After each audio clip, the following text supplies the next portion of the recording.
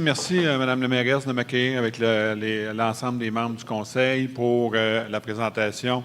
Au niveau de l'étude mix commerciale, l'étude qu'on a réalisée au cours des derniers mois pour le compte de l'arrondissement, sur votre tissu, on l'a fait selon la perspective consommateur, selon la perspective commerçant, pour arriver à définir une adéquation correcte pour nous permettre d'avoir et de faire des recommandations au bénéfice des commerçants, mais au bénéfice de l'arrondissement et de ses citoyens.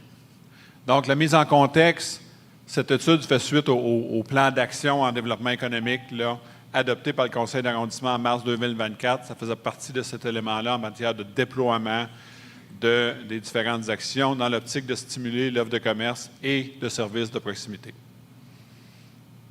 On avait 4 grands objectifs, puis je l'ai mentionné dans mon introduction. 1, de comprendre les attentes de la clientèle de l'île. 2, de comprendre les besoins de ses commerçants. Et finalement, de regarder l'adéquation pour en définir un plan de développement commercial incluant une vision commune des orientations qui allaient dans ce sens-là. Donc, je vous fais grâce de la démarche à laquelle on a procédé. Ceci dit, seulement pour vous dire qu'il y a 350 citoyens de l'île, 80% qui provenaient de l'île, qui ont répondu à un sondage pour nous aider à bien définir vos attentes sur ce volet-là. Donc, le secteur, l'état du secteur comme tel, 195 places d'affaires sur l'île des Sœurs recensées dans les 4 principaux artères commerciales, vous les connaissez. Donc, vous voyez 56 % à la place du commerce, 17 % chemin du Golfe, Pointe-Nord, 7 % et René-Lévesque, 7 % également, avec un taux d'inoccupation de seulement 5 % de nos locaux commerciaux. La représentativité, souvent on a des balises puis des échelles en ce sens que c'est quoi la répartition idéale entre les commerces de services, les commerces, les magasins en bon français, et la restauration. Donc, dans un monde idéal, on serait à 43 %, 39 % pour les services et 18 % pour la restauration.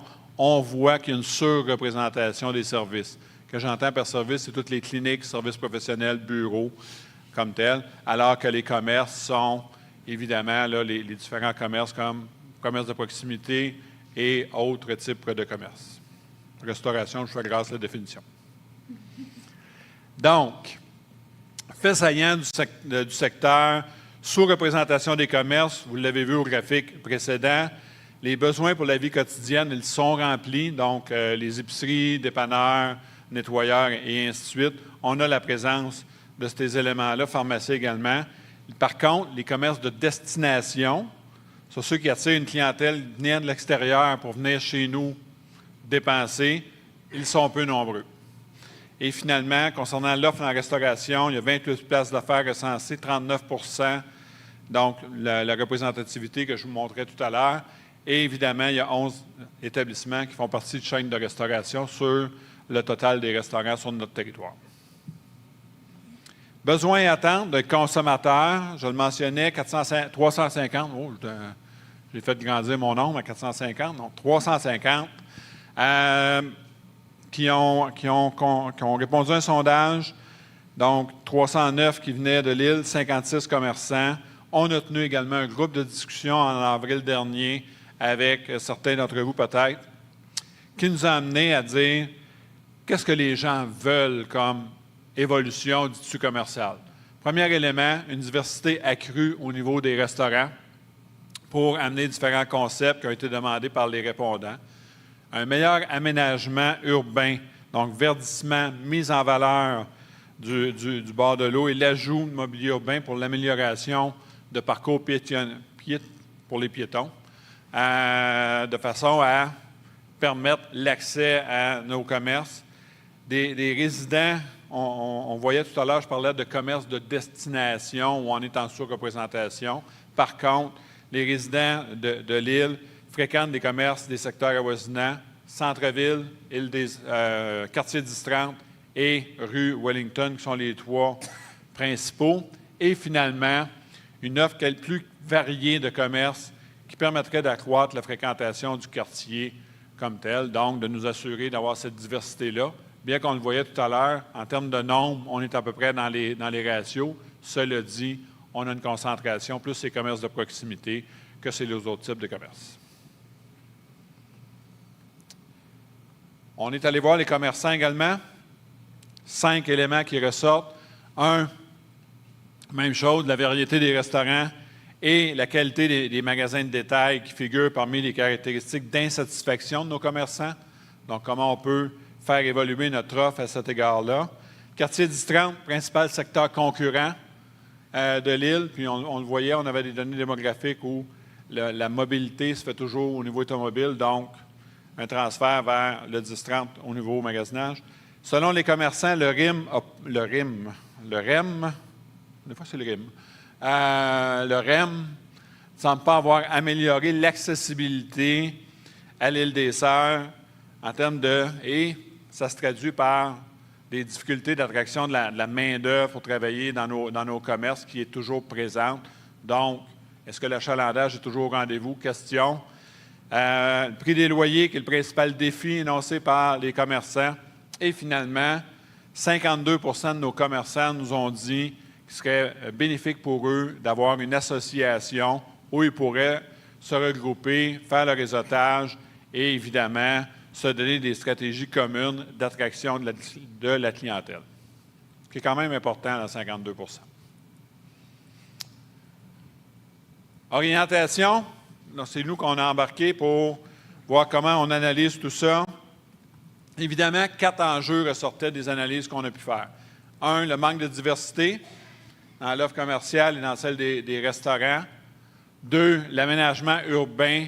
On parlait tout à l'heure de verdissement que nos consommateurs et commerçants nous mentionnaient. Donc, l'aménagement urbain qui ne répond pas aux besoins du quartier, ne répond pas aux années 2025.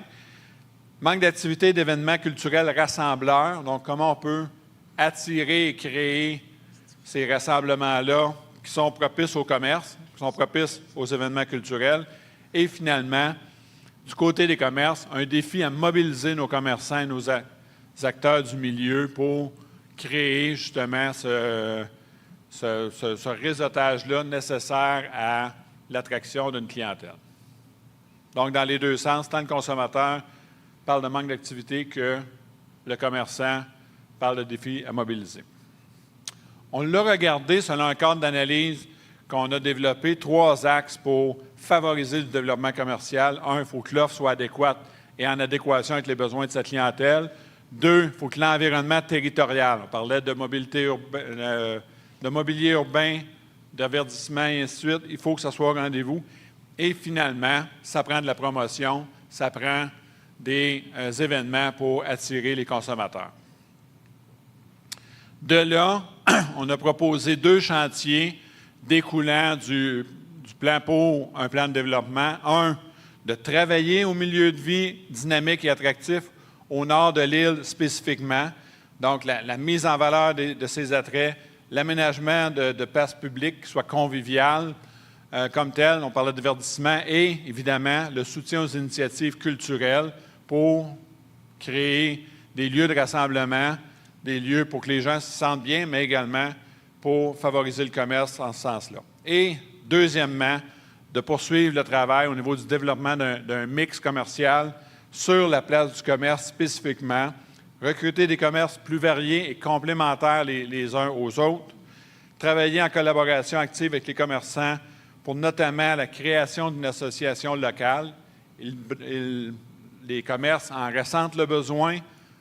On croit qu'il y aurait une valeur ajoutée pour mobiliser et finalement la mise en œuvre d'une signalisation qui soit attrayante et qui permette justement de bien favoriser la publicité et la signalisation de nos commerces dans les différentes places d'affaires que l'on a sur le quartier de l'Île des Sœurs.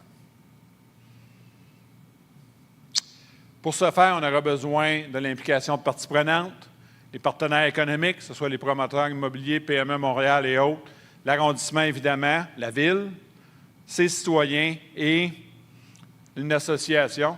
On ne le voit pas, là, mais on l'a mis comme dans une autre couleur. Là. Ça ne paraît pas à l'écran pour dire, mais avant de parler qu'une association va être partie prenante d'un plan d'action, il faut que l'association soit définitivement créé pour en favoriser le regroupement de nos commerces.